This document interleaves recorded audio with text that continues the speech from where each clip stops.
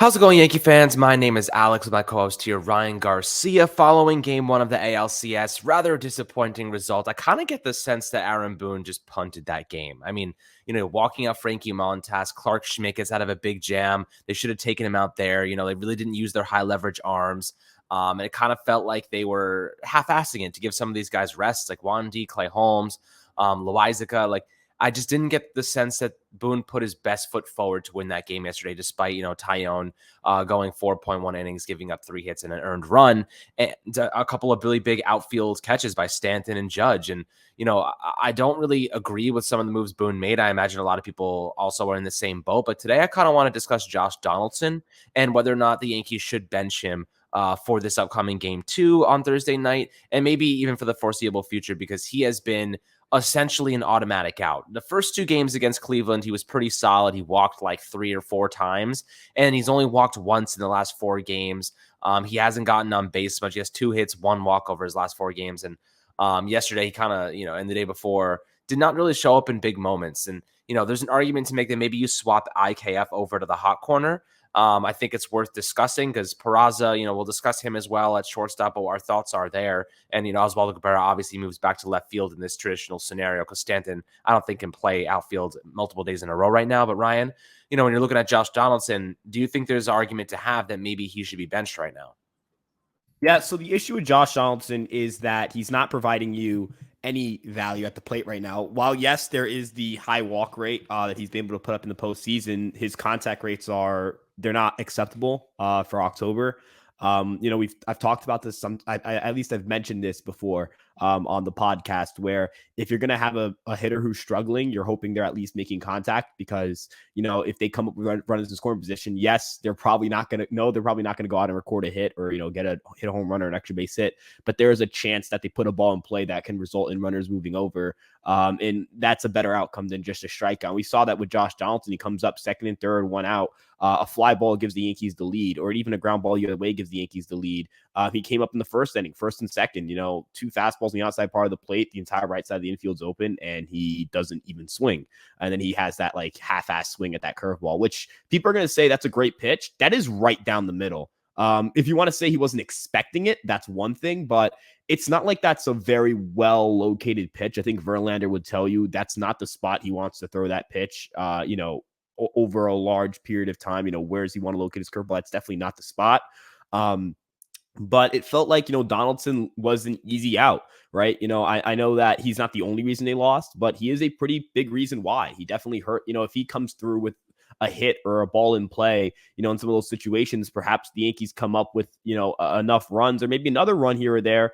You don't know how this game goes, right? I think Aaron Boone, once the Yankees went down 4-1, I can completely understand why Aaron Boone isn't trotting out Jonathan Loizaga out of the bullpen, right? Doesn't make sense at that point.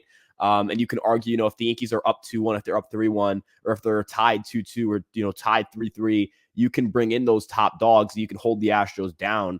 But, when you're down 2-1 and that your entire bullpen's kind of fried right now, Wandy's pitched how many days? He's pitched every single game of the postseason up until that point. You don't want to fry the guy necessarily. I can understand why he says, all right, we got to get out somehow. So Schmidt's going to come in and try to eat multiple innings. And, Schmidt gets out of that big jam. I thought, that Kyle Tucker at bat was going to be the one where he melts down. And I thought he was going to cruise if he got past Tucker. And he didn't. He gave up a home run to Yuli Gurriel, who's an 85 WRC plus hitter in the regular season, 15% worse than league average. Chas McCormick's good, but he's not a very great hitter. And then Montas gives up a home run to Pena, who's been rather league average all year and really struggled in the second half. So you look at who the Astros killed you with. You look at what Donaldson didn't do. The Astros killed the Yankees on the guys that you don't expect to kill you and were at league average bats all year. Whereas Donaldson, one of the Yankees' league average bats, faltered, and you can't have him hitting fifth, right? I'd rather see IKF taking his at-bats. I'd rather see, even Peraza taking his at-bats. I need the ball in play if you're not going to hit very well because I need guys to keep moving over. We can't have guys left on second and third with 1 out. That's unacceptable. Yeah, so I guess that kind of leads me to the argument that maybe Boone shakes up the infield again. This is not an ideal scenario by any means. You don't want to be shaking up your infield on a daily basis in the postseason when we thought we had it all figured out. But, Ryan, we talked about this a couple of weeks ago, right? we were like, why isn't Peraza getting more opportunities at shortstop? Because IKF is not good enough. He's not good enough. He wasn't good enough during the regular season. Why on earth did we believe, or did people in the organization believe, that he was suddenly going to become this, star player during the postseason when everybody elevates their game? Donaldson, we know what Donaldson is. Donaldson occasionally hits a home run. Occasionally he has a hit.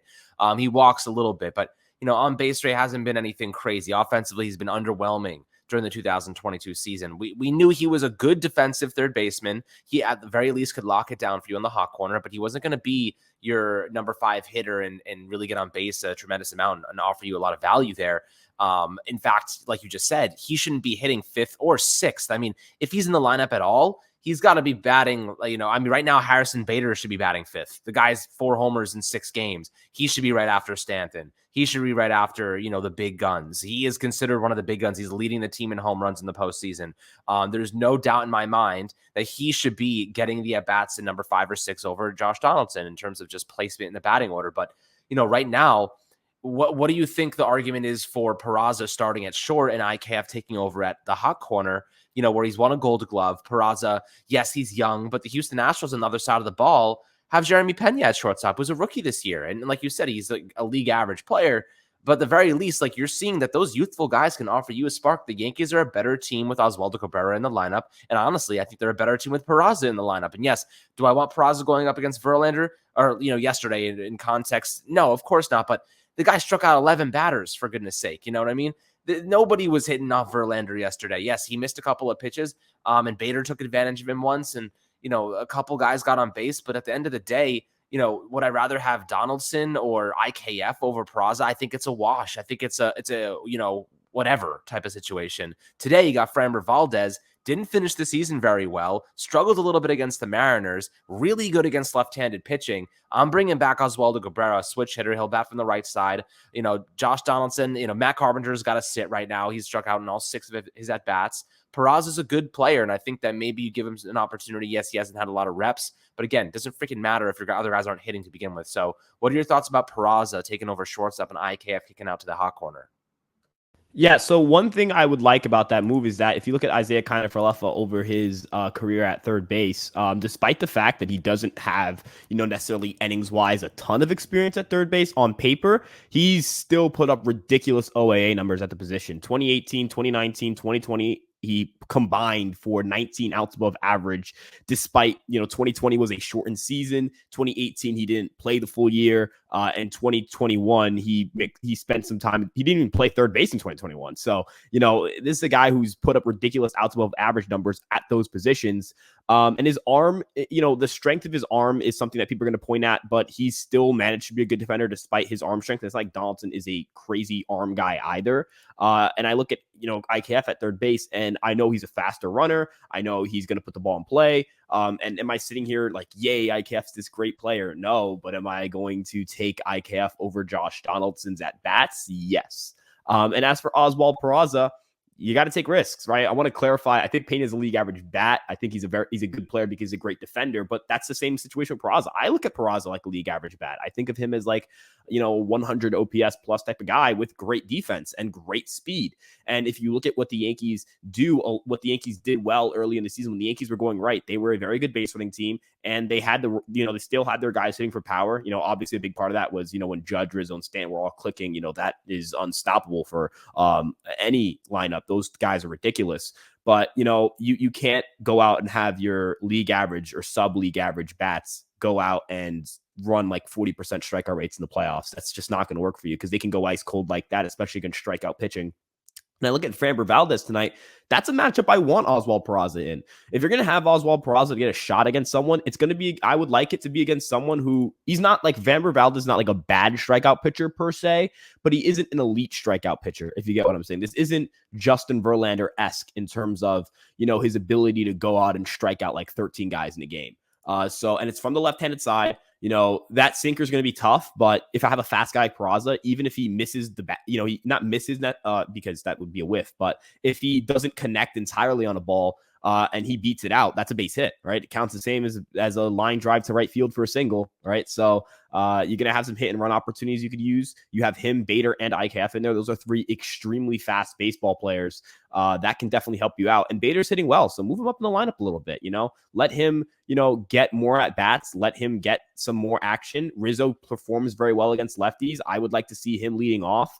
And then, I know Glaber struggled a little bit, but I know that Glaber is a playoff in the playoffs has done very well, and towards the end of the season played very well. So for that left side of the infield, I 100% agree. Give Peraza and IKF a shot, right? I think it's one of our best defensive alignments. I think that's our best player alignment right now. People will mention Cabrera, but as you said, Carpenter has to sit. Carpenter struck out 6 times in his 6 plate appearances. He can barely walk. He's coming off injury. It's not fair to this team or to Carpenter to try to make these games that Matt Carpenter works off his rust in. This is October. This isn't, spring training. So there's no opportunities for that right now. And especially against Framber, who kills left-handed hitting. I can't imagine how you have to hit him. It's the sinker down and in, the cutter down and away, and the lovely curveball. So if you're the Yankees, go heavily right-handed and try to string together hits. Stan, got to Framber when he came to Yankee Stadium. I don't think Framber's unbeatable in Minute Maid. I don't think Framber's unbeatable in general. I don't think any pitcher's unbeatable. You have Luis Severino on the mound tonight. The Astros typically really struggle against right-handed sliders. They're the worst team in baseball against right-handed sliders.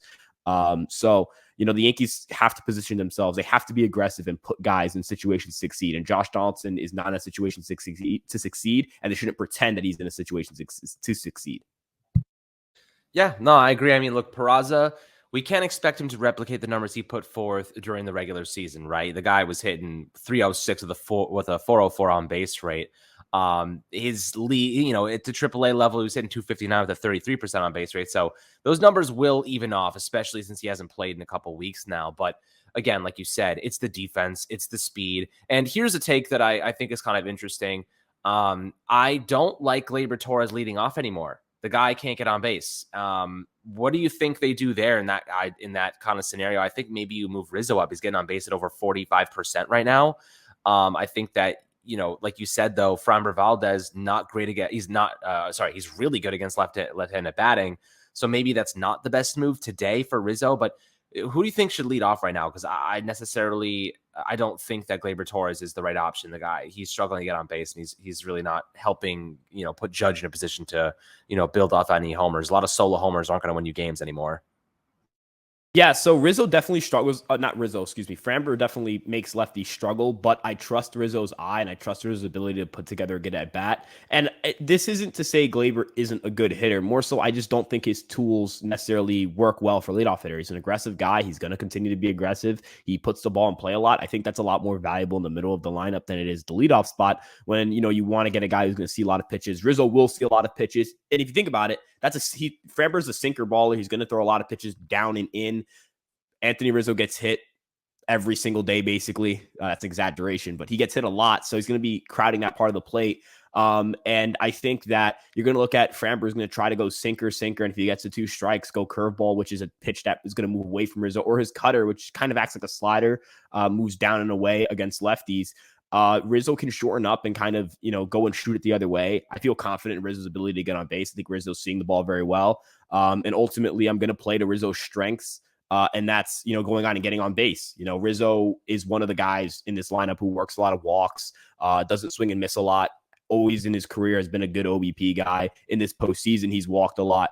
So, I'm very confident in Anthony Rizzo to go out and give me a good at-bat and get on base or at least see pitches. He's a veteran. He knows what he's doing. We've seen him actually have one of these stellar at-bats against Framber. I don't know if you remember at the stadium, he had like an 11, 12 pitch at-bat against Framber and shortened his outing. The Yankees go out and, push the Astros to go to their bullpen early. The Astros go to their bullpen, earlier than they want to. They bring out Presley. Presley blows the game against Hicks, and the Yankees go on and win. Not saying that's the same recipe the Yankees are going to have tonight because everyone's going to be a little more effective and they're going to have a quicker hook with their relievers. But, having a guy like Rizzo who can run up a guy's pitch count 5 or 6 pitches to start a game is really important. And if he gets on base, as you mentioned, Judge, this is a big night for him. I think this is going to be a big night for Judge. He has an opportunity here at Framber. If you pull a fly ball, left field is very short. Crawford boxes are very favorable to right-handed hitters. Same with Stanton.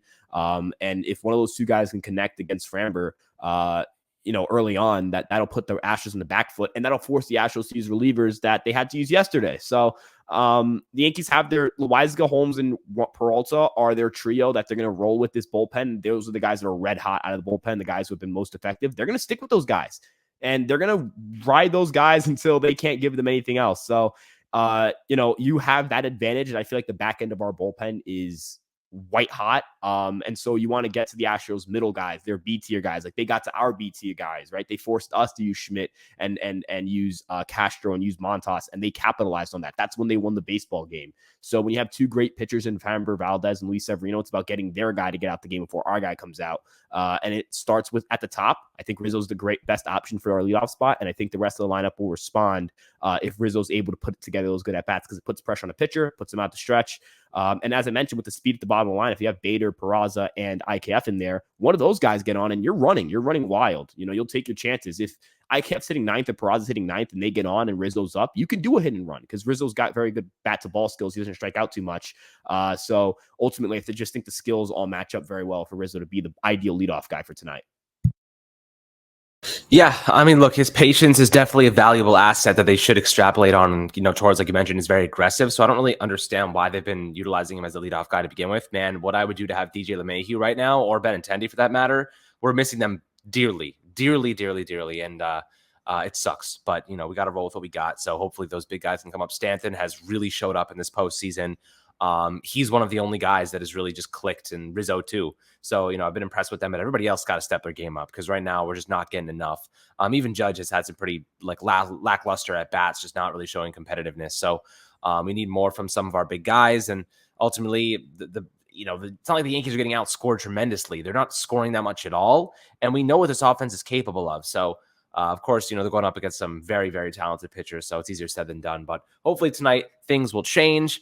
But guys, love to hear your perspectives below in the YouTube comments about Peraza, about Josh Donaldson. If you think he should be benched, and IKF shifting him over to the hot corner. Always curious to hear your thoughts on those topics as well. Make sure to like and subscribe. Enjoy the rest of your day. Let's go Yankees tonight. Let's split this series in Houston and come back to the Bronx with our boys in the bleachers, making some noise and getting the best of them. So hopefully we can take advantage. But enjoy the rest of your day, my friends. We'll catch you guys on the next Fireside Yankees episode.